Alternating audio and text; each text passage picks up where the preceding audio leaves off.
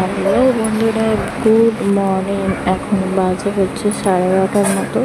তো আজকে ভাবলাম অনেক দিন পর তোমাদেরকে এই নতুন ফোনটা আসার পর থেকে তোমাদেরকে ব্লগ শেয়ার করাই হচ্ছিলো না।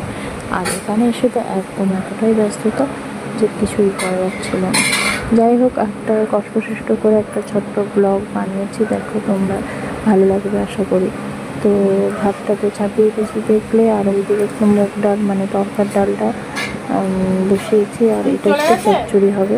তো সব কেটে সব পরিষ্কার করে নিয়ে তোমাদের সঙ্গে শেয়ার করছি, যাতে ছোটো বেশি লেন্দিতে করবো না, কারণ এখানে নেটওয়ার্কের প্রবলেম।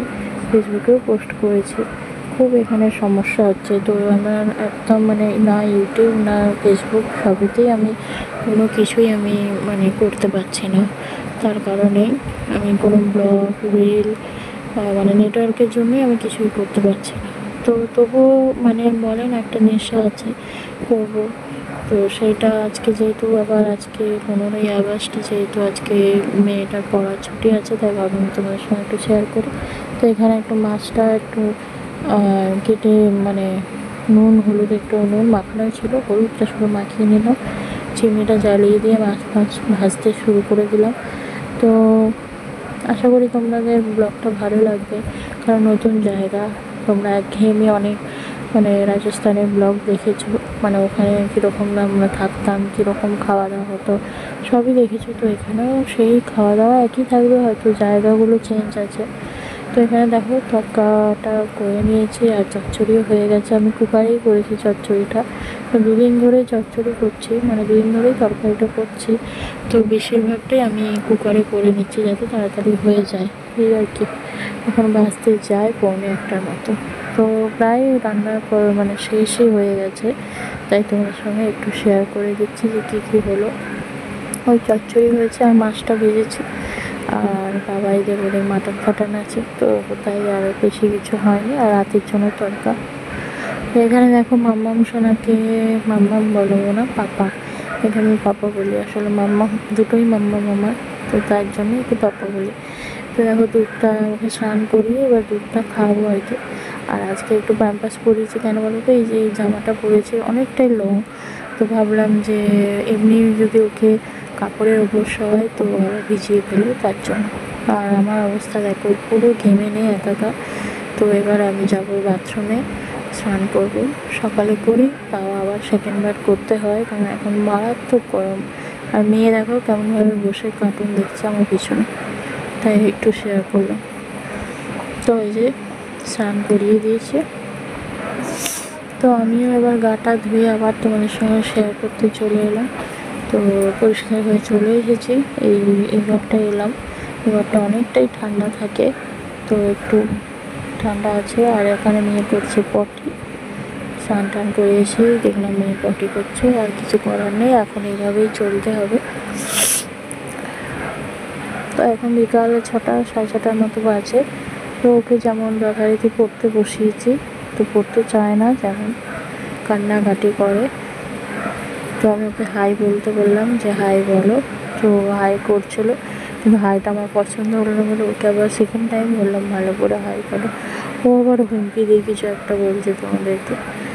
যাই হোক, আর এই যে ছোটোটা খেলছে এখানে।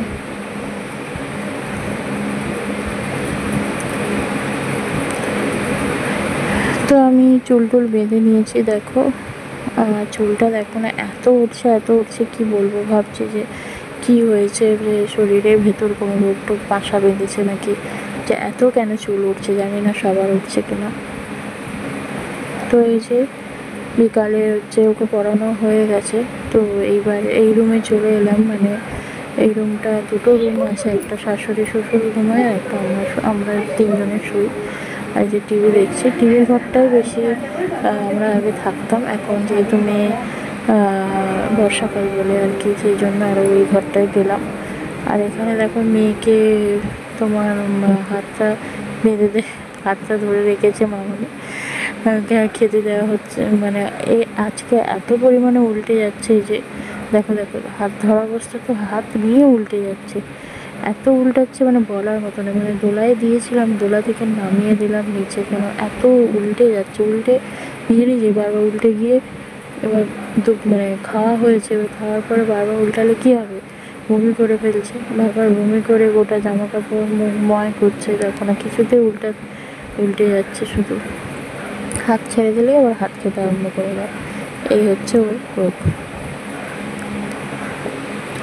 তো মেয়ে আর দাদু গেছিলো একটু বাইরে, তো সেখান থেকে একটা পুজো জায়গা থেকে একটু প্রসাদ নিচ্ছে, তাই প্রসাদটা ঢেলে নিচ্ছে। আর ও তো প্রসাদ মানে খাবার জিনিস মানে বুঝতে পারছে, ওর মায়ের প্রসাদ, তো প্রসাদ এনেছে বলে ওকে দেবো, আগে প্যাকেট থেকে সব ঢেলে নিচ্ছি, ঢেলে নিয়ে তারপর ওকে দেবো। তো আমার তো দারুণ লাগে প্রসাদ খেতে, মানে যে কোনো প্রসাদই আমার ভীষণ ভালো লাগে, আমি বরাবরই একটু প্রসাদ খেতে ভালোবাসি। আর বড় মেয়ে যখন পেটে ছিল প্রচুর প্রসাদ খেয়েছি, ছোটো মেয়েবেলাতে কিছুই পাইনি, ওখানে ছিলাম রাজস্থানে। তো বড় মেয়ের বেলায় এখানে থাকতাম, তো খিচুড়ি আর দিয়েছিল আলুর একটা তরকারি, তো একসাথেই এনেছে ওর দাদু, তো এই জন্য একসাথে হয়ে গেছে পুরো একটা মাখামাখি।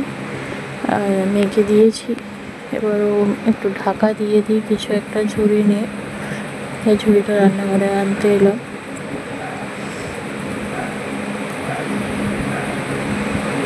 তো ওকে দিই অল্প, মানে সবাই মিলে খাবো, ও বলেছিল আমাকে সবটা দিয়ে দেওয়া, আমি বললাম সবটা সবাই একা খায় না, ঠাকুরের প্রসাদ ভাগ করে খেতে হয়। তো বললো রাখো, আমি জামা কাপড় ছাড়ি।